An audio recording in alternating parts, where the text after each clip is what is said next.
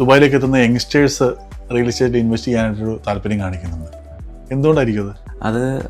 Again multiple reasons ഉണ്ട്. അതിൽ first reason എന്ന് പറയുന്നത്, പണ്ട് ദുബായിലേക്ക് വരുന്ന ആളുകൾക്ക് ഒരു അൺസർട്ടനിറ്റി ഉണ്ട്. 2 വർഷത്തേക്ക് വരും, പക്ഷേ 40-50 വർഷം താമസിക്കും ദുബായിൽ.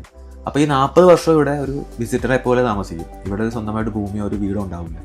അത്രയും വർഷം റെൻറ്റ് കൊടുക്കും. ഒരു 30-40 അല്ലെങ്കിൽ 50,000 ദിറംസ് ഒരു വർഷം റെൻറ്റ് കൊടുക്കുന്ന ഒരാൾ 20 വർഷം താമസിക്കുമ്പോൾ 1 മില്യൺ ദിറംസാണ് റെൻറ്റ് മാത്രം കൊടുക്കുന്നത്. അതായത് ഏകദേശം 2.5 കോടി രൂപ നമ്മൾ ആ ലൈഫ് ടൈമിൽ കളഞ്ഞിട്ടുണ്ട്.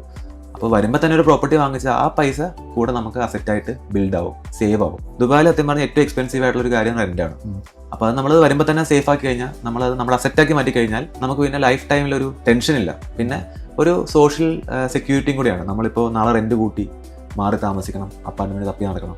നമുക്ക് സ്വന്തമായിട്ടൊരു വീടുണ്ടെങ്കിൽ പിന്നെ നമുക്ക് വേറെ ചിന്തിക്കേണ്ട ആവശ്യമില്ല. അപ്പോൾ ആ സോഷ്യൽ സെക്യൂരിറ്റി, റെൻ്റലിൻ്റെ ആ ഒരു സേവിങ്സ്, ഇതെല്ലാം ഉള്ളതുകൊണ്ടാണ് ആളുകൾ വാങ്ങുന്നത്, യങ് ജനറേഷൻ വാങ്ങുന്നത്.